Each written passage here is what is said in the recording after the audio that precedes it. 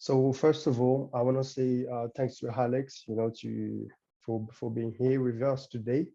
And the first part of the day is going to be the BTM conversation, and later on today at 7 p.m. London time, it's going to be the workshop with Alex, right? So before I actually start talking with Alex, I'm just going to give you a quick introduction. I'm pretty sure most of you know Alex already, but one of the reasons why I wanted to have Alex with us, sharing his knowledge with us, is because I've been following Alex, since he came out of the game, and one of the things that I'm really impressed about is his consistency. Since the beginning till today, it seems like he's one of the dancers who keep going up this way, and one of the things that I can tell is that even though I don't spend a lot of time with Alex and we don't talk a lot, but we do know each other. But one thing I can tell for sure, I think he's got a serious work ethic that led him to this level that he has right now. So it's not something that happened by chance. And I also believe it's not just talent, because when he just started at the beginning, you wouldn't say like, okay, this guy is gonna blow up. But all of a sudden, you keep seeing him growing and growing and growing, and until this day, is just one of the best in the game at the moment. So and it's not just at the moment; it's been like this for quite some time. So to me, this is why I say, in terms of consistency, is there's definitely something to learn from Alex. So this is one of the reasons why I wanted to have Alex with us today. So Alex, thanks for being here, and we're gonna get started. Thanks Cool. to you. Mhm. All right. So one of the questions that I like to start with is, what is the personality trait, Alex? What is the personality trait that you would say serve you the most as a dancer, right? So yeah, if you can give me more details about that, that would be great. What do you mean by a personality trait? Yeah. So basically, you know, we have, all of us, we have different personality in our day-to-day life, right? Mm. And I do believe as well, as a dancer, there are certain personality that you have that impact you dance as well, right? Mm, mhm. So my question is, what would you say, what would be the personality trait that actually has a positive impact in your dance the most? Mm. Um, well, since I started to dance, I Hmm. had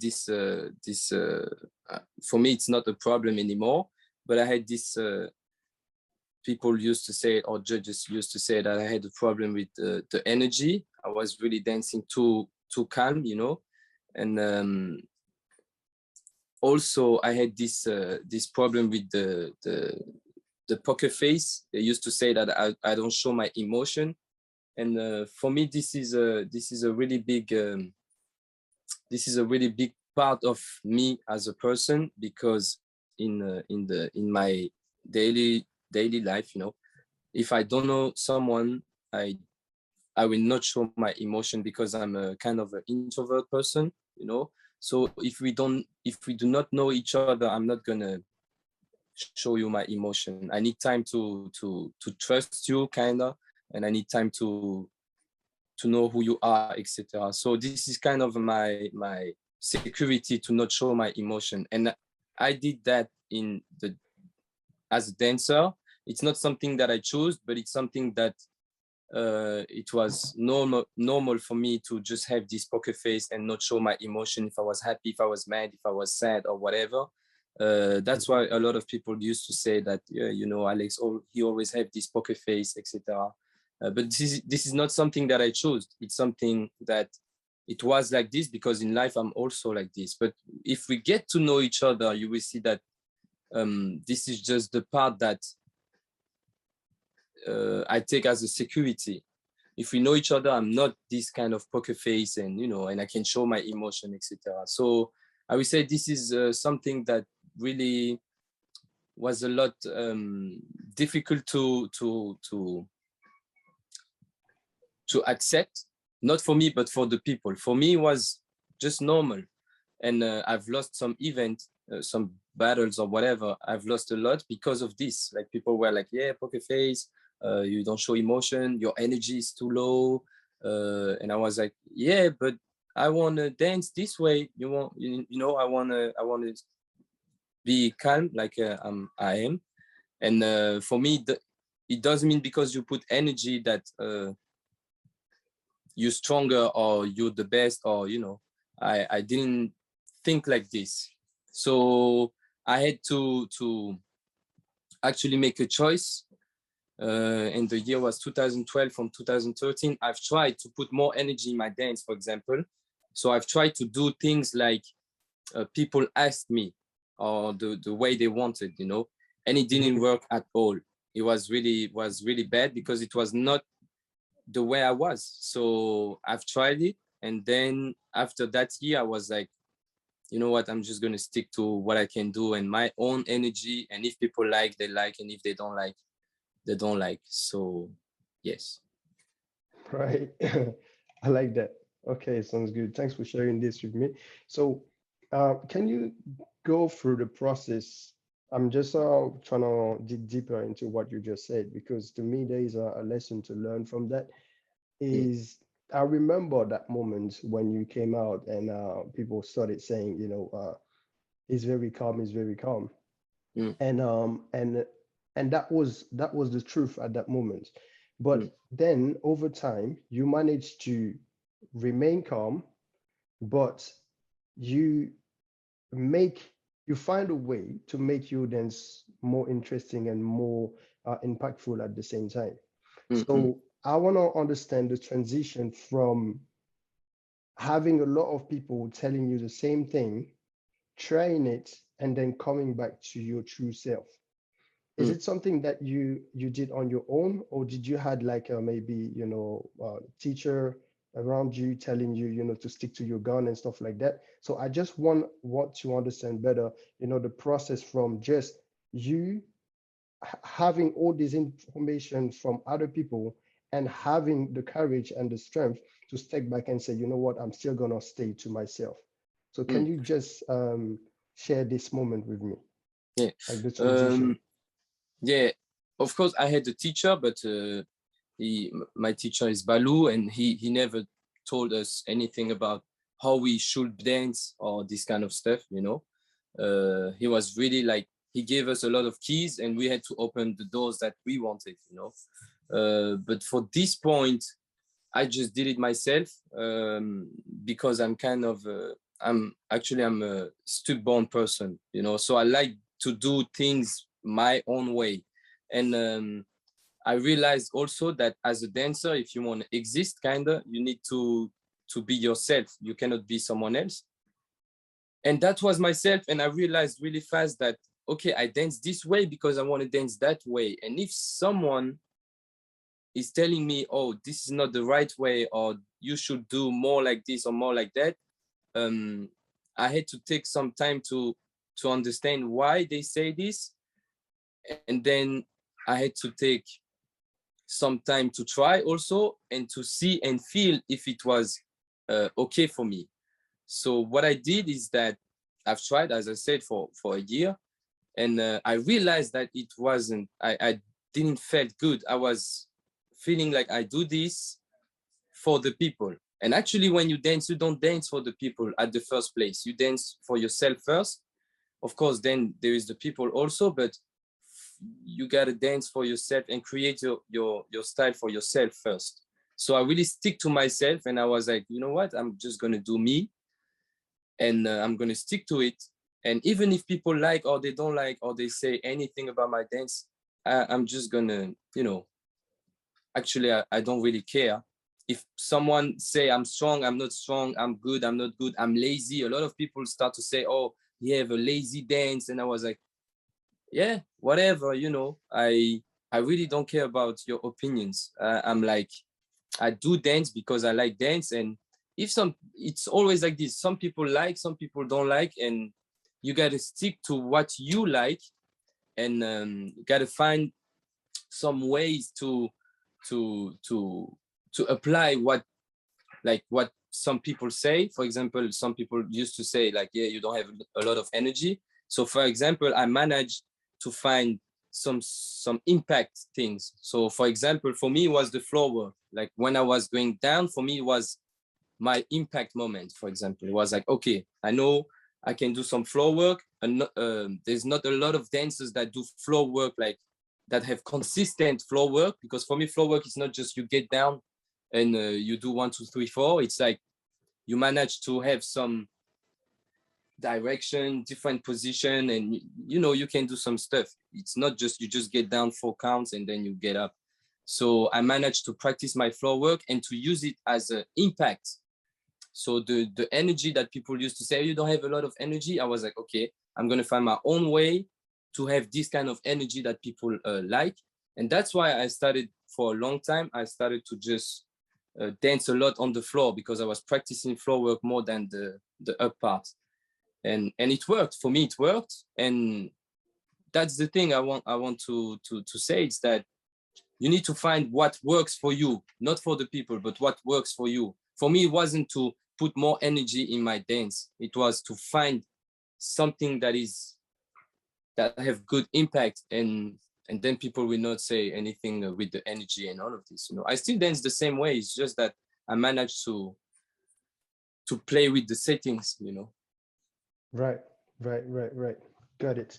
So now that we transition to the part where you fully embrace yourself as who you are and just say, okay, you know what, I'm just gonna do me, and no matter what happened. So now we started all of a sudden to really have understand the identity of Alex. But one thing that I really admire, because it's something that I don't manage to do all the time, which is being extremely calm the way you are. So let me give you an example. Me, in my personality is one of my personality trait is that I'm a bit like you in terms of a reserved person, and sometimes people can take time to fully grasp me, who I am, because I will not be talking and I will be just step back and analyzing. But there's another side of me as well that can literally blow up and be much more energy, right? So therefore, in my dance, I can be calm, and all of a sudden I blow up as well. But for you, I can see that the calmness that you have is consistent to a point where even when you kind of blow up, you change your energy. I can still identify the calm in it. See what I mean? So Yeah. now my question is, how do you manage to have such calmness no matter the situation? So it's okay. So it's sometimes it's easy to have it like in your room, or it's easy to have it when you are exchanging with people that you know. But you seems to have it in any situation. So is it something that you are actually working on, or it just come to you because it's part of your nature? Sorry. Yeah, it's just something natural. I don't know. I don't practice this kind of stuff. But in my mind, I like to actually, this is because I'm a person that likes order everything have a right spot. I'm kind of a perfectionist also. So maybe this is why when I dance, I want to control everything. Sometimes I don't have control of everything for me, but for people, it's still like, oh, he's still calm and he still have control on it. Sometimes for me, I don't control at all. I'm like, no, that was not good, and I felt too much energy and etc. And I've missed some stuff, but people cannot see it because, of course, they're not in my mind and not in my body. But this is something I would say it's just natural. It's just the way I think about dance. I like to actually have a control of my present moment when I dance. And sometimes, of course, I do go nuts and I just let it go. but as you say, even if I let it go, I've been practicing so much this calmness that even if I let it go, it still can, you know. It's still it is like this. It's a part of me, I would say. Yeah, it's still controlled, you know. Yeah. Especially, for example, the first year that you did summer dance with the glasses. So when I was watching it, like, even though when you go nuts, and especially when I was watching the videos afterwards, I was like, okay, that's crazy because I can still see the control in it. You know, so that's the thing.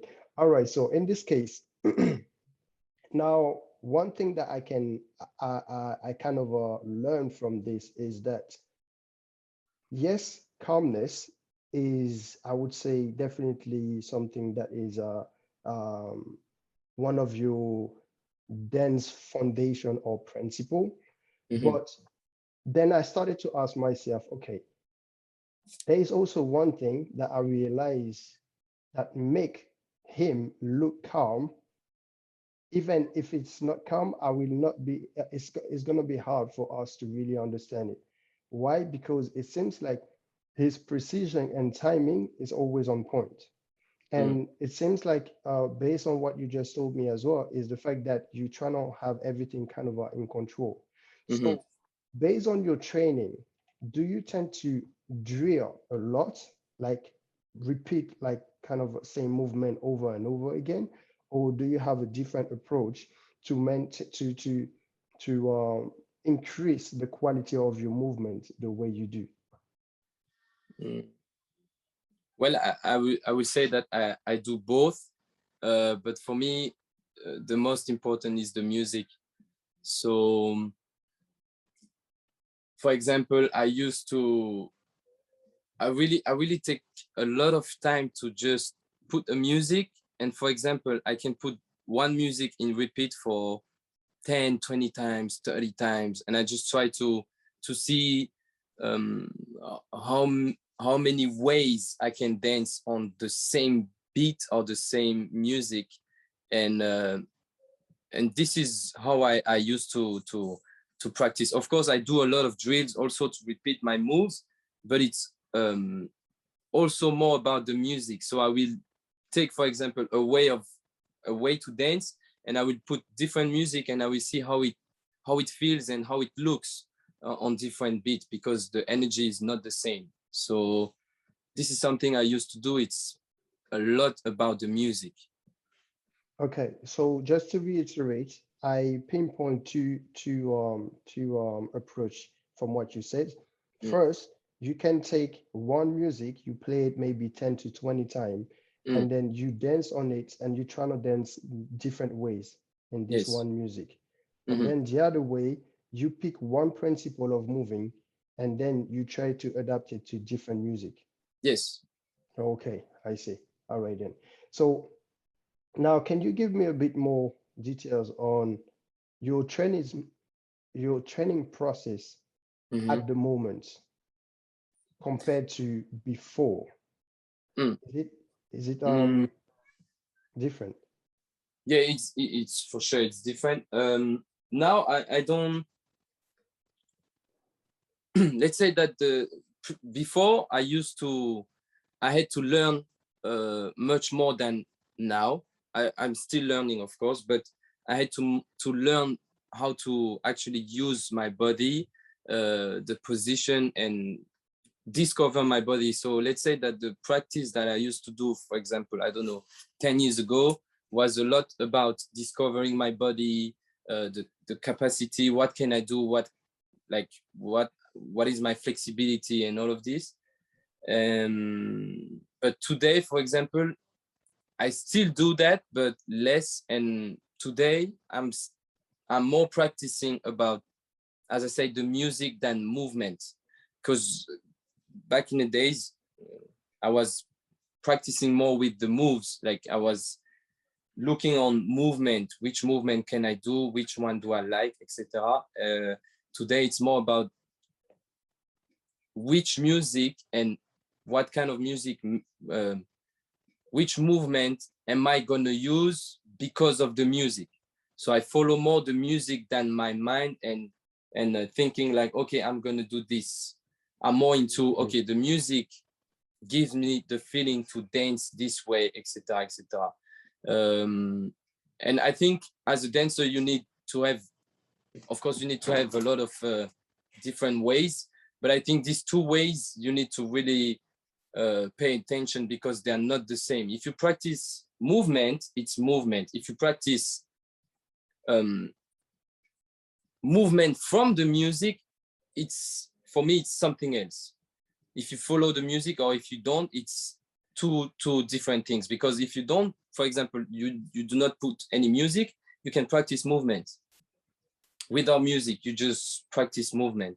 But if you focus on the music, you need to be kind of open mind, and you need to also just be open to receive what the music gives you. So for example, like a snare, it's not the same on different music. Maybe it can be really soft, maybe it can be really hard.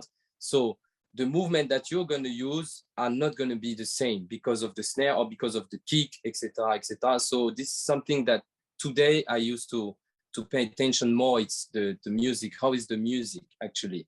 If the snare is strong, which movement am I going to do? If the snare is soft, if the BPM is fast, if there is a lot of hi-hat, the lyrics, etc., etc. And this is something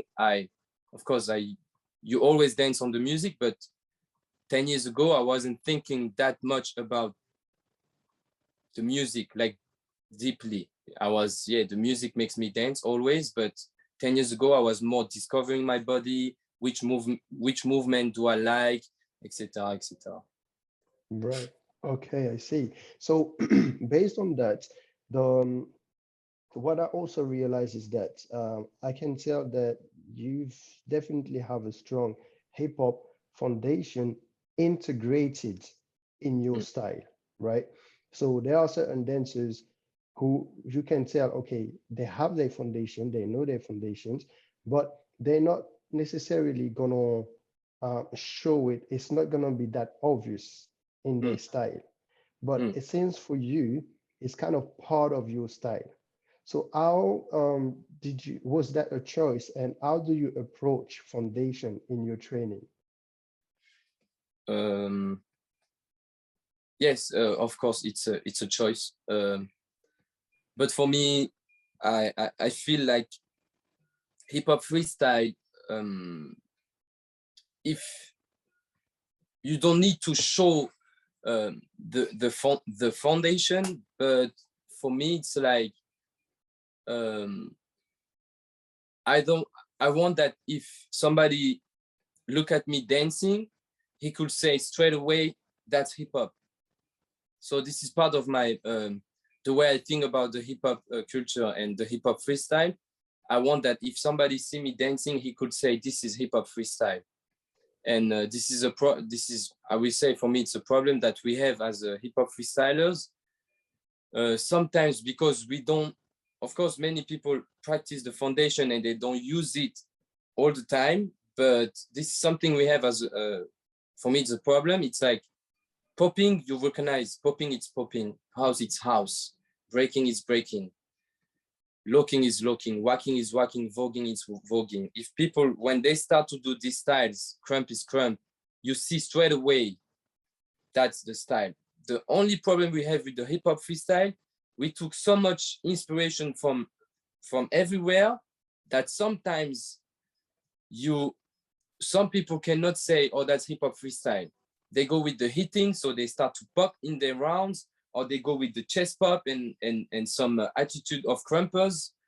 And it is not bad. We think we can take inspiration from every styles, but sometimes if you go too far with the other styles and you put too much stuff in your hip hop freestyle, sometimes it's like it doesn't look hip hop freestyle anymore. I will say that we are free to do whatever we want, but there is a certain point you got to stick to the foundation of the hip hop freestyle. If not, what are you doing? If it's just freestyle, freestyle is freestyle. You do whatever you want. You can do contemporary, you can do classic, you can do whatever you want. But if you're talking about hip hop freestyle, then you're talking about something that have some settings and some rules, kind of, you know. And I think this is the thing with some dancers. They want to freestyle, but they apply to a hip hop freestyle battle, for example. That's why sometimes we have this, like, for example, if I judge, I will stick to the hip hop freestyle rules. So if I see your round is too freestyle and you forgot, let's say, for example, you forgot to apply to the hip hop freestyle rules or settings, I will have hard to judge if someone in front of you have this foundation. You understand? Yeah, So yeah, for me, definitely. it's a choice, and everybody have his own choice. But for me, it was a choice to just stick to the hip hop freestyle when it's hip hop freestyle, actually. And I do, when I battle, I go into a hip hop freestyle category. So I gotta show that I'm doing hip hop freestyle. If not, I just do a freestyle battle, and then I do whatever I want. I can do chest pop, I can do arm swing, I can do house, I can do whatever I want. And this is the only, I would say, the only tricky part. And it bothers some dancers. Some dancers, they just go too far sometimes. They don't come back to the point A. So for me, yeah, it was a choice to just stick to the hip hop freestyle and those foundation. Either, yes, sometimes I do floor work, and some people are like, actually, this is not breaking, but there is some stuff like breaking, etc. And I'm like, it's floor work. And the way I use it, I try to also use it in a hip hop freestyle way. So I will think about the bounce, the rock, and all of this. And yes, some people say that, yeah, breaking, you cannot do, for example, breaking if you do hip hop freestyle. But for me, this is not correct, because breaking is hip hop.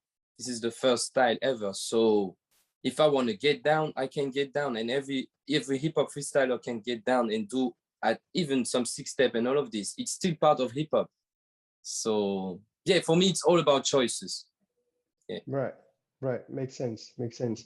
So yeah, that's I know it can be kind of confusing for especially younger generation, because Mm, they have this in their mind where they want the validation of the elders saying, mm, okay, you are doing hip hop because you're doing the foundations, but at the same time, they want to do themselves, right? mm, And yeah. then it create kind of a conflict, in their mind, Mm, because they're like, okay, what should I do? Okay, but I think for you guys who are listening, I think Alex is one of the good example of this, because you can tell that he's doing a lot of things in his style, but he still managed to have this bounce and the groove and the rock whenever needed, mm, right? But like I said, it's a choice that he kind of combined it. He integrated is his natural way of moving. So it's not like, okay, Alex is doing the bounce and the groove, and then he come back to his natural way of moving. His natural way of moving and the bounce and the groove still remain the same thing that becomes Alex style. You see what I mean? So yeah, that's what I wanted to kind of emphasize on. And someone seems to post. I think someone posted something, but guys, I will come back to the questions after, right? So I've got maybe one or two questions for Alex, and then you will be able to start. And then we're gonna start the Q&A. All right. So I saw your question, Fabio. I will get back to you. So Alex, yeah, so I'm gonna kind of transition to more of a personal background of your dance journey, which is I like to ask, what would you say if you had like three adversity, sorry, and or three challenges that contribute to who you are as a dancer right now? Because I do believe that every dancer, especially when you've been dancing for quite some time, many of us had some moments that were hard and moments that maybe we even think about, maybe it's time to stop dancing, or I don't know, but who made you doubt, about this dance journey. So if you could share three of them with me and how did you get through this? Mm, And yeah, so yeah, can you share that with me? mm. Okay, 3 points.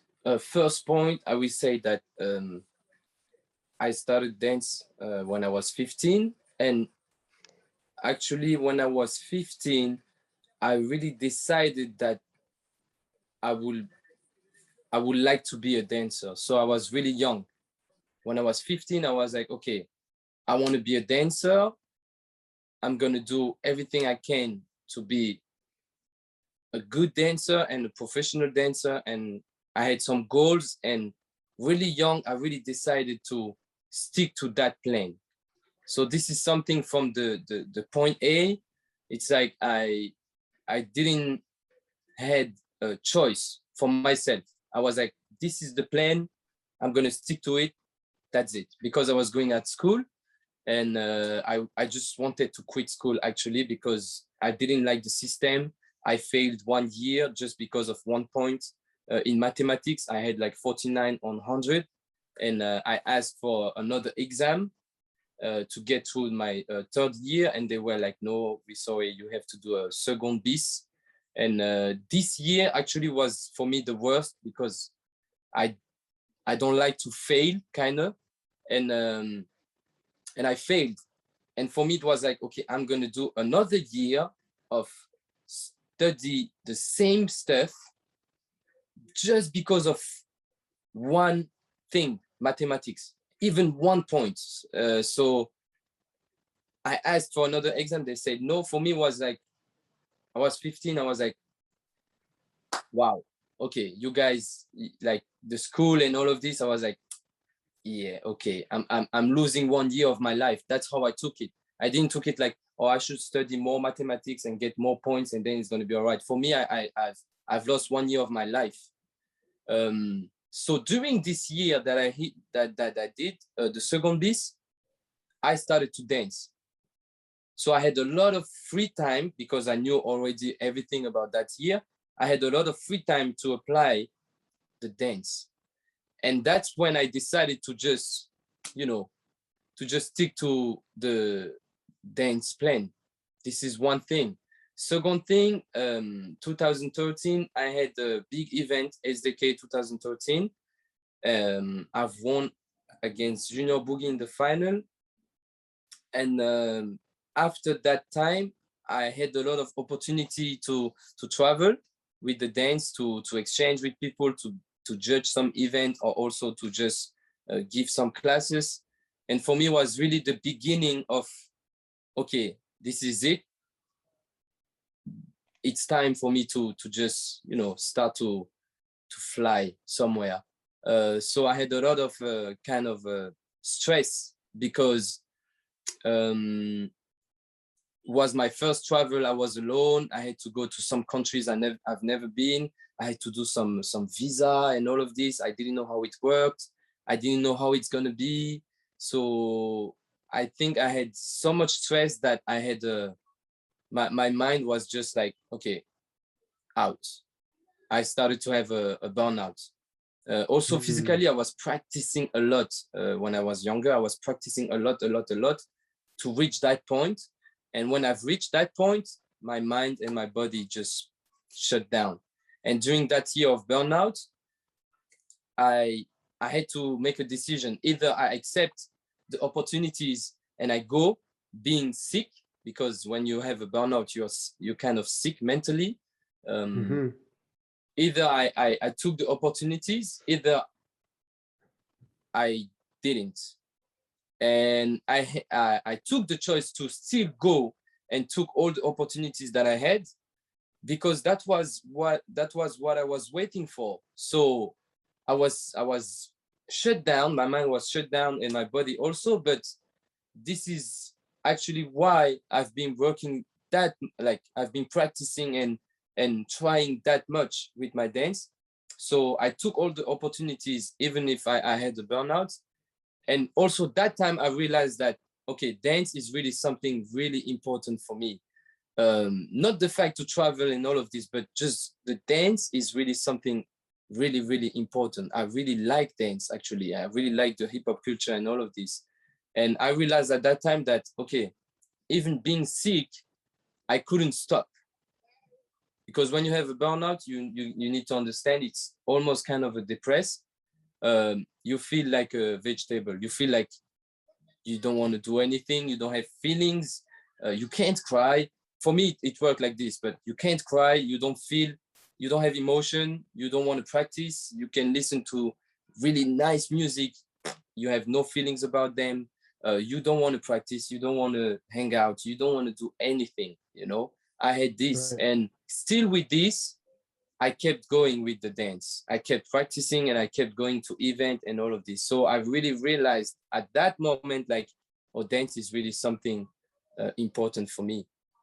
Right, I see. Then I would say, What year was yeah, that again? What that year was was that? 2013. 13. Okay. All right. Yes, Cool. Was 7 years that ago. Yeah.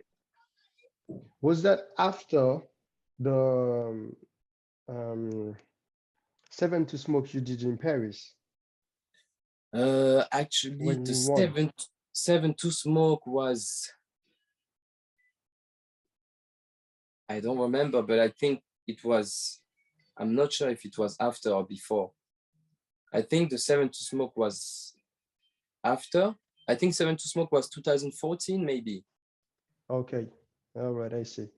I think, I'm not sure, but I don't remember actually, but yes, it was around that time. Yeah. Or maybe it was during that time. And the third point, then I will say, it was Mhm. injuries.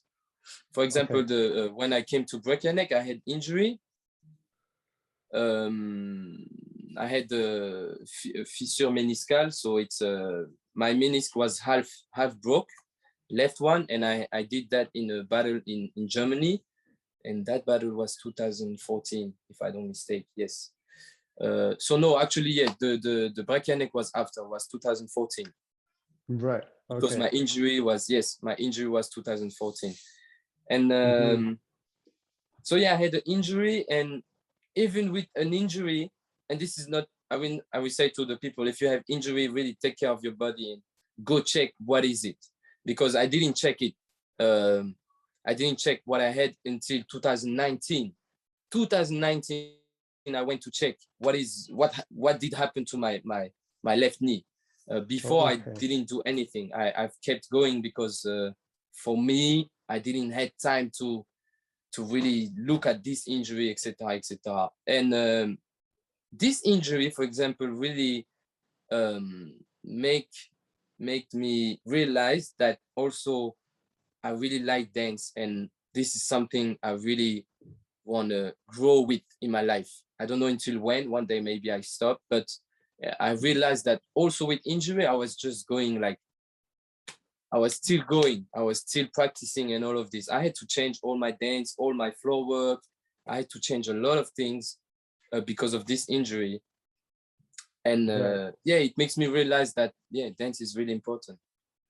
Okay. So if I understand, 2014, you had this injury, then you Yes, kept going with it, and you kind of yes. managed to still deal with your dancing with this. Hmm. So the pain was there, but in somehow you keep going. And Yes, then 2019, you went to check what's going on. And at yes. that time, you finally realized what you had in mind, what you had in your knee, right? Yeah. So in 2019, did you kind of step back to heal that, or you keep No, the?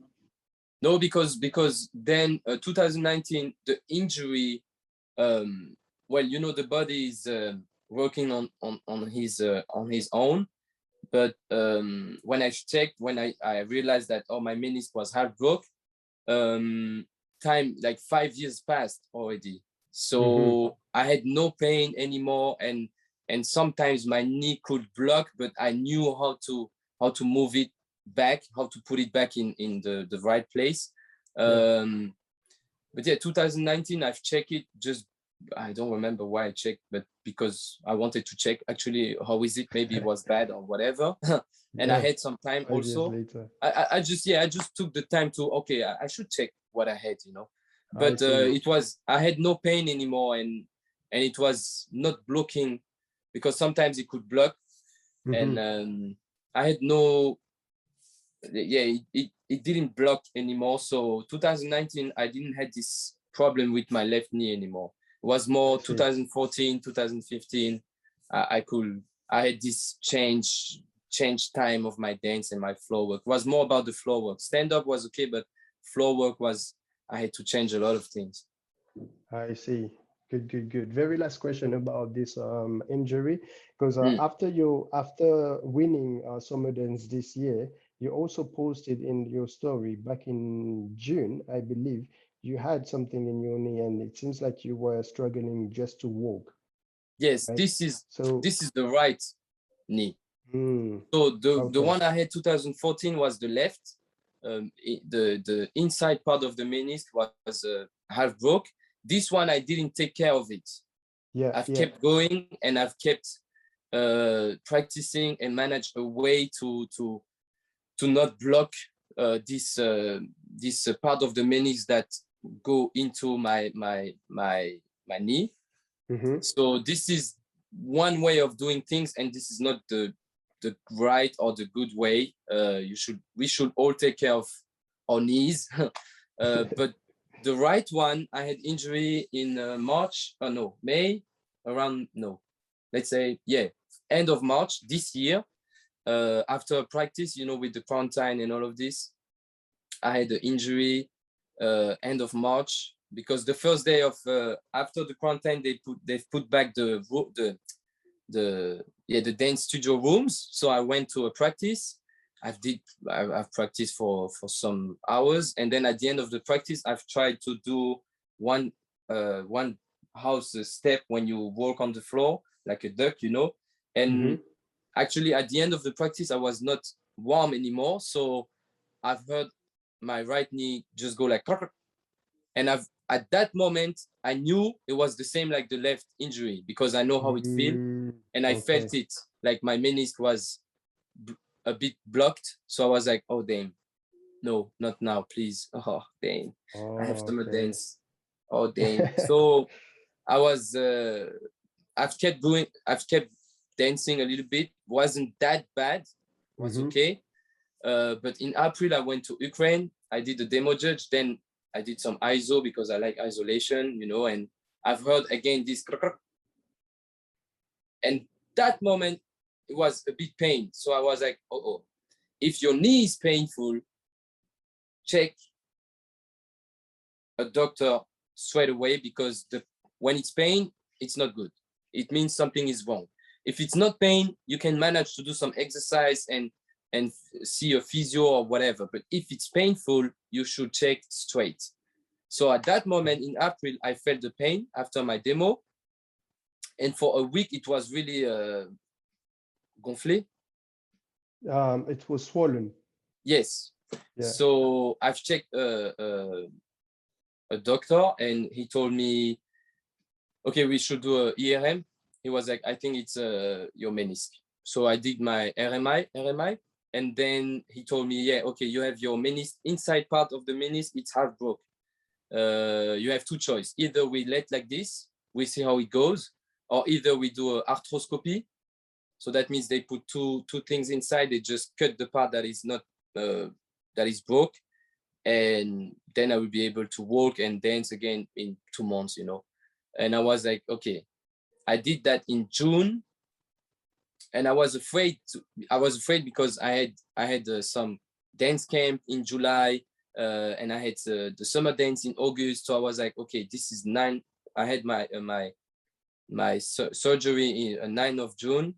Would I be like ready for summer dance? I was kind of afraid. So I was like, I need to take care of my knee. Actually, I cannot let it like this, because I knew that kind of injury, how it was and how long it took for me to change my dance, to really be careful with my knee, and I knew all the settings that it takes. So I really decided to just do the arthroscopy really fast. I was like, okay, I do it. Let's go. I don't have time actually to change again all of my dance, to change my balance, to change all my floor work, to pay attention that I'm not doing too much on the right. I couldn't go into, like, it takes a lot of time. Right. So I really did the arthroscopy, 9th of June. And then I did physio 3 times a week to gain my muscle back, to be able to walk again. And yeah, now hopefully, thanks God, I'm better. But Great. yeah. All right. So I spent more time into the injury part on purpose, guys, because there is if you are paying attention and you kind of read between the line, you can see that okay, the journey, there is much more to it, because when you are online and you see the dancers, you just see them doing battles and stuff like that. But in back in life, you already know there's a lot going on, and there's much more aspect, and challenging to our dance journey. I'm not saying just for Alex or just for me, but for you as well, guys, right? So we all are facing different challenges in our dance journey. But we can learn from that is, if despite all these things, this didn't stop Alex from being where he is right now, right? So this is why I wanted to kind of dig deeper into his challenges to understand how he kind of managed to get through them, and how he dealt with that, because even I was surprised to see he could barely walk back in June, and then he managed to win Summer Dance. I was like, I want I want to ask him more about this, because there's a lot lesson from that. Okay, not just okay, you need to heal yourself, obviously, yes, go see a doctor and stuff like that, but also understand the mindset that kind of bring him to that result that he have right now. All right, so I know it's not maybe not the funniest part or the most exciting part to talk about, but I did it on purpose, and I hope you guys had value from this as well. So we've got a few not a lot of time to go, but I'm gonna go through the question quickly. And also, guys, I will also ask you to to ask some question live if you need as well. Okay. So how did Alex? So Matt said, how did Alex motivate himself after not winning Summer Dance forever? How did he manage his motivation and focus? So Matt is actually asking, since you've been doing some of them several times and you didn't win, how did you manage to still keep the motivation going and the focus? Well, if I lose, if I keep losing, there's a day there's a day that I will win. That's my motivation. So I can lose 100 times, and maybe the 101 time is going to be a win. So for me, the motivation is not just about winning. The motivation is about keep going. Actually, it's not about winning. Winning is just, for me, you win, you lose. It's just let's say a reward of today, and the energy of today, and what you've did today. I can do something today, I win. Tomorrow I do something else, I lose. So for me, the losing and the winning is not the most important. The most important for me is to keep going. Because if you stop, actually, then you really lose. For me, if you keep going, you're still winning. Right. That's the way I see it. And also, I've lost a couple of times. I've lost more in my life about event. I've lost more in my life than winning. And the thing is, when I've lost a couple of times in Summer Dance, I was like, I used to say that sentence, I go back to practice, and that sentence, there is two meanings. The first meaning is that I show respect to my opponent. that okay, today I've learned something, and I can learn something from everyone. There's not just OG or whatever, but yes, I do learn something from you. So when I say I go back to practice, it's like I'm telling you thanks for the lesson of today.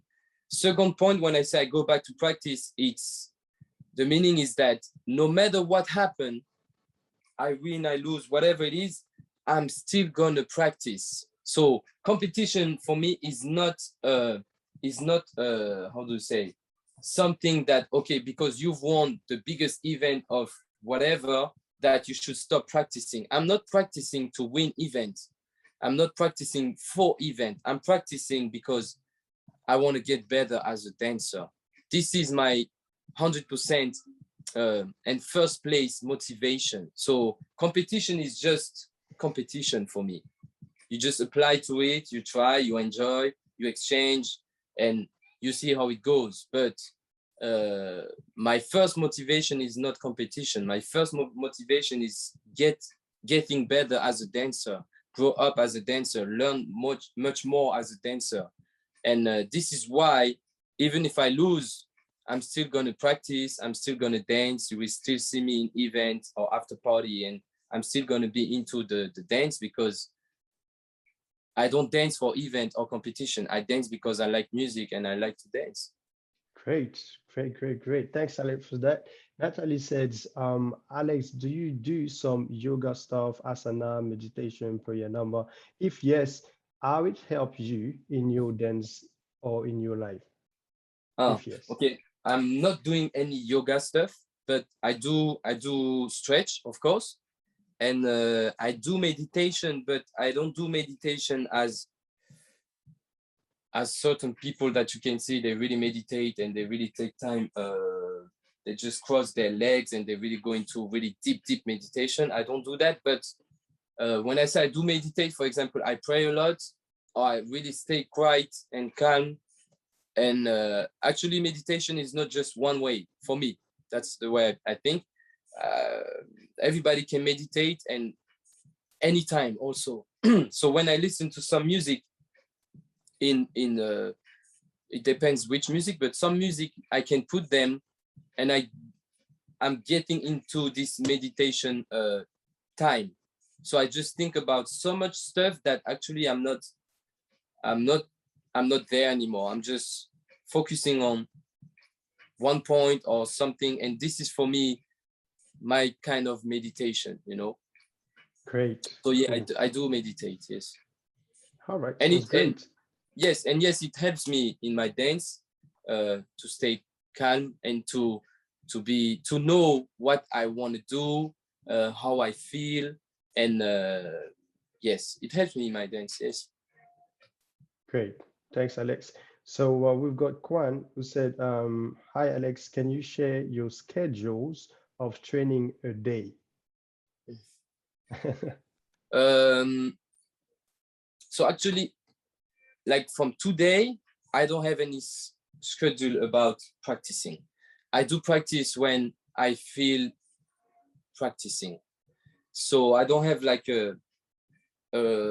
like, okay, I practice 1 hour per day, or I practice 3 times a week, etc. I really go practice when I feel I want to practice, because I don't take anymore. Before it wasn't like this, but I don't take dance and practice as a task. I do take dance as a moment of enjoying myself on the music with my friends at some event, etc. And I feel way better like this than back in the days. I went like 3 times a week from 6 p.m. to 11 p.m. practicing. My body was hurting, and etc. etc. I had to, you know. Today I don't take it like this anymore. I really take it like, I want to practice, I just put music and I practice, and it can be anywhere, can be anytime, and can be for a lot of time. Like it can be for 30 minutes, 1 hour, etc. It doesn't matter actually for me. It's like, if I feel I want to practice, I just go practice, because now I have I don't have all the experiences. I'm still a student of life, you know, but I have now more awareness of how to practice properly than before. Before I didn't know how to practice some stuff, etc. I had to take a lot of information about the styles, about the music, about the movement, etc., etc. So it was another way of practicing. Now when I practice, it's way different. Not that I know everything, I don't know everything about dance, but I know much more things and how to use my body properly. So when I get into a practice, I actually now know how to practice for myself. So I don't need to pay attention on that part, because this is Right. something as a dancer you also take a lot of time. It's how to practice, what to practice, when to practice, but we all different on that things. Some people, they like to practice at night. Some people, they need to practice at mornings. Some people need to practice a lot. Some people need to practice just a few hours. Some people need to practice with people. Some people need to practice alone. So all of these settings, it takes time to know what fits for you. But Right. I've been already using that time to know. So when I go practice, I just get down. I don't have a specific schedule.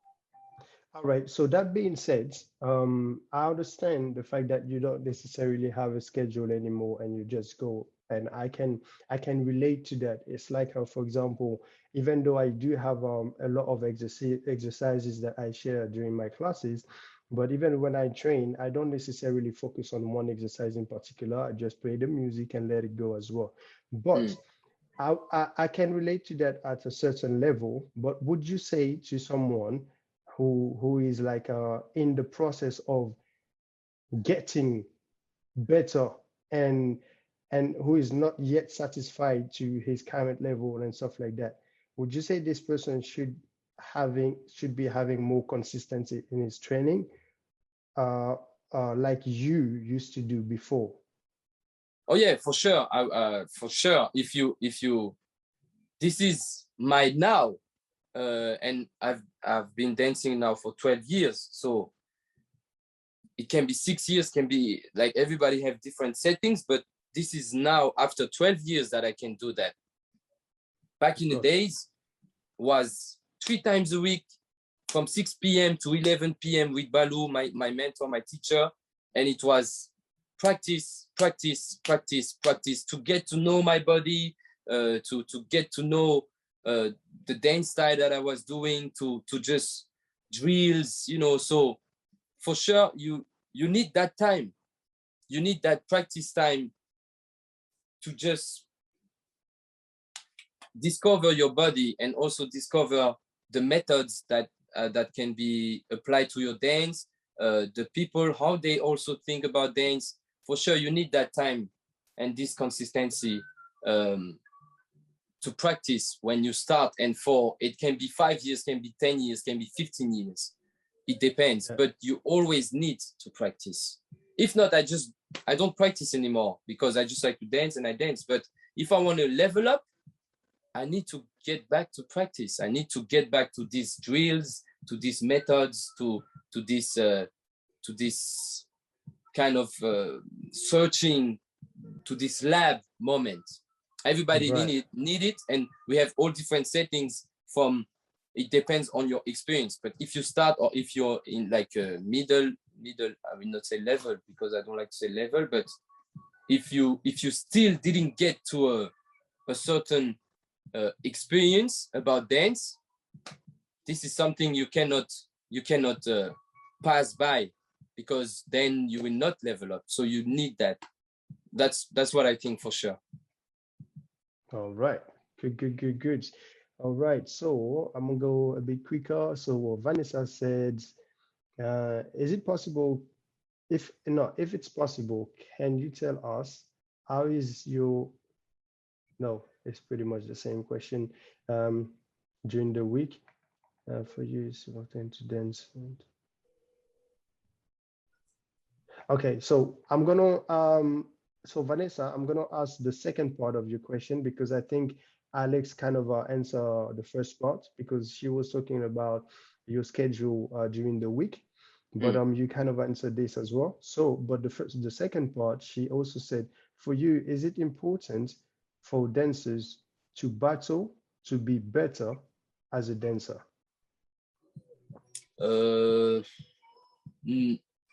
No, no, it's a, you have a lot of dancers that never do competition, never did, and they are really, really strong. Or some dancers, they don't do it anymore. The competition, as I said, it's just a settings. You still have the theater part, you have the cypher part, you have the people that just get into clubs. So you have many dancers. It's not just about battles. If you don't feel battling, because this is a competition, this is the competition part. If you don't feel battling, you don't do it. And it doesn't mean you're not going to be a good dancer or strong dancer. I think you can be I know a lot of good dancers that are not, that don't do competition because it is not something that they like, or it doesn't kind of work for the way they dance, I would say. And yeah, I really don't think you need to battle to get better and all of this. It helps to other points, like to be confident, you know, yeah, it helps in other ways. But you can be still really good and get better without battling, for sure. Battle is just a competition, is just a setting. All right, great. All right, thank you, Vanessa, for this question. We have Natalie, who said, how do you feel today? Your yesterday mood was on fire. Huh. I'm not Well, sure. yeah. I feel good. I feel good. Still on fire, you know. I'm actually practicing and getting to focus on my next event and next trips, you know. Good. And I need to be ready. All right. So Son said, hello Alex, are you setting your round during the hip hop battle, and why you do that? Are you setting your rounds during the hip hop battle, and why you do that? I'm not sure I understand the question. Do you understand the question, Alex? Yeah, actually I don't set my rounds. I really don't set my rounds. I just wait for the music to be played because I'm dancing on the music, and some music I like, some music I don't like. But for me, the music is the most important. So the round that I'm going to do, it's going to depend on the music. This is something that is really risky, because that means if I don't like the music, I might not dance really well, kind of, you know. But I do freestyle for me. So freestyle is all about the present moment and the music that you have. So yes, of course, I have some preferences, some taste, and sometimes the music I'm like, oh damn, I don't like that music, and I still have to enter because I entered the competition, you know. So I just manage to dance the best way I can on that music, and I see how it goes. But I never set my rounds because I never know what kind of music I'm gonna have. I don't know who I'm gonna be against. I also don't know until the present moment. I don't know how my energy is gonna be, how my thoughts and my mind is gonna be, if I'm gonna be free that day or not, if I have some stuff in my mind, etc. So I never set my rounds. I actually cannot set my rounds. Some dancers, they set their rounds, they know what they're gonna do, and they have these kind of cue points and 4 counts or 8 counts already ready, and they just make it happen, and it doesn't matter the music, and it's fine, it's a choice. But I do not like to do this because I do freestyle. Yes, so it's all about choices. Great. All right, we have our last question. He said, how important is traveling for a dancer for his evolution? So as I was saying, dancing is a community thing. So if you never travel and you just stay in your hometown or in your country, you will always kind of see the same thing, go to the same event, and actually, if you, for example, in France, this is a really big country, or Germany, they are big countries. You could say it's enough. It's a lot of cities, a lot of events, a lot of people, you know. But I would say when you start to travel, you start to see other way and other styles. Also, you get to know other people, how they think, how they live from dance, or if they live from dance, how they see the dance. You see the events are not the same in Germany, France, or I don't know, Italy. You see the difference, and to see the difference, it can impact your dance and make it grow without even how can I say, paying attention on it. So if you exchange with Italian people, or if you exchange with Russian people, or if you exchange dancers, or if you exchange with Japanese dancers, it's completely different. The practice is maybe not at the same time.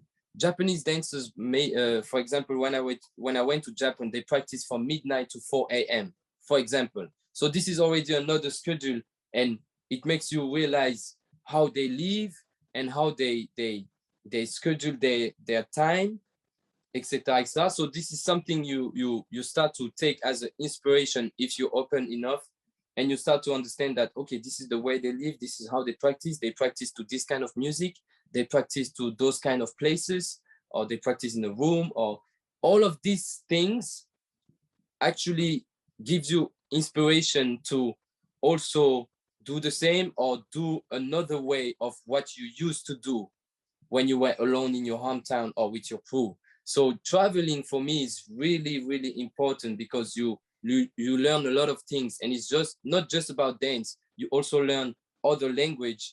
You also realize that dance bring us all together, no matter the ethnicity, no matter the age, no matter the level, no matter the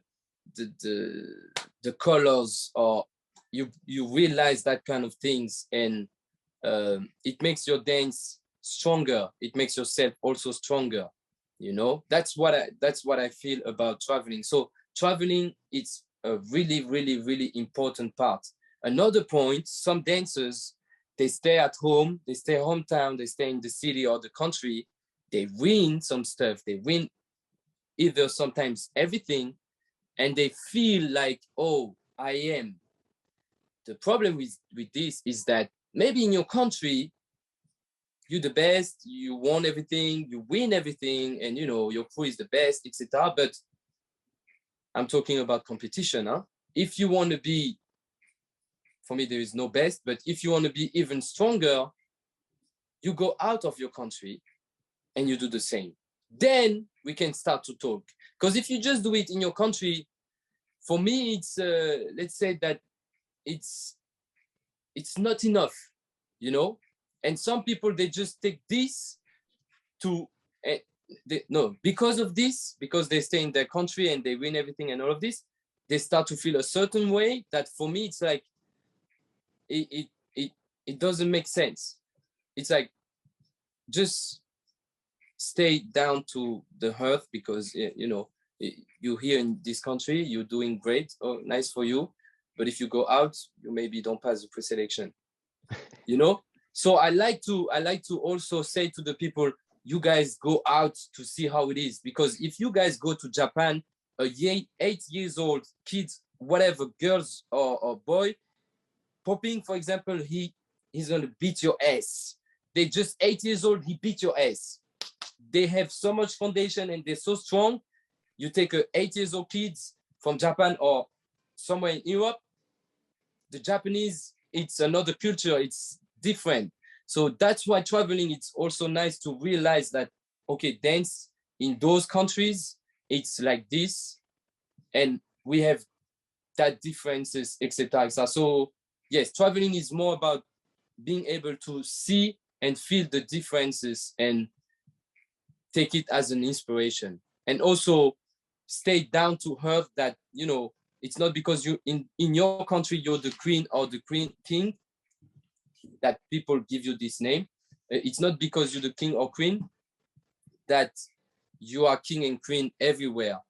You know, I'm really into this mindset that we all on the same, how to say, the same plate, but we just go different direction, and that's it. Sometimes we also take the same direction, but we all on the same plate, actually. There's no other plate or other level of plate or whatever. We all on the same plate, and we all walking on that plate, different direction, sometimes the same, and we all together, actually. So this is Good, good. something I will say to the people: travel to see how it is outside. Yeah. Awesome. So now for real, the last question. So when you ask, that's from Barry, when you realize that you want to put more work on your dance floor and dig deeper in this area, what was your inspiration to create and explore movement beside music, of course? I'm talking about b-boying, yoga practice, yoga, capoeira, martial arts, yeah, etc. for your floor work. I don't get the question. Okay, let me. So basically, what he's saying is that the moment you realize that you wanted to develop your flow work, right, Yes. and dig deeper in this area. So Yes. what was your inspiration to get to the level that you have right now with your flow work? Did you get inspired from things like, you know, b-boying, yoga, capoeira, martial art, and things like that? Oh, okay. Okay, my first inspiration, why I wanted to dig deeper on the floor, it's Deadson from Wanted Pussy. Because the first time I saw Deadson, I was shocked. I was like, how can he dance that like freely on the floor? How is it possible that he just go on the floor? Like, for me, he was really special, and he's still special. He was really, this guy is dancing on the floor, he's doing hip hop freestyle, and he used a lot of floor work, and it makes him. So I was shocked because you don't see dancers like Deadson anymore. You don't see, there's not a lot of dancers that can manage to dance up and to dance also on the floor, and to have this kind of quality and consistency on the floor. You don't have a lot of, and he's not breaking, like you see he's going 6-step and all of this. He's not doing that. So for me, when I saw this, I was like, wow, I also want to practice my floor work. So I would say my first inspiration was Deadson. And then I realized that breaking, you have a lot of breaking b-boys that are also using the floor, but not doing actually breaking, like they go 6-step and then freeze and all of this. Like Yaman, for example, he also a big inspiration. So when I wanted to dig into floor work deeper, I started to see and take classes also. So that's on first. Then I had Yaman. I took classes with Yaman. Then I saw David Colas from Marseille. They all have different settings and different ways to approach the floor work. And of course, I took inspiration also from capoeira and contemporary, because it's also floor work, and it's in contemporary you have a technique that they call flying low. So I used to take also classes in contemporary, some not so much, but some of them, and it helps it helps my floor work to grow and to evolve. But yeah, my inspiration was first a person, but then other person, and also then other styles. And why I dig into floor work, it's not just because of people or because of styles. It is also because I felt good on the floor. If not, I will not do it. Some people, they can't do floor work because if they get down, they don't feel good. So it's also about my feeling. Like when I get down, I like to do floor work. It's not because I saw somebody do it that I did it. it's because I like to get down and I like the feeling when I'm on the floor also. So it's not just someone or some people or some styles, it's also my feelings about the floor. Great, great, great, great. All right, Alex. Thanks so much, man, for this. And I like the fact that you took the time to really dig deeper into each question that you had. So yeah, once again, thanks a lot for that. So My guys, pleasure. we're gonna have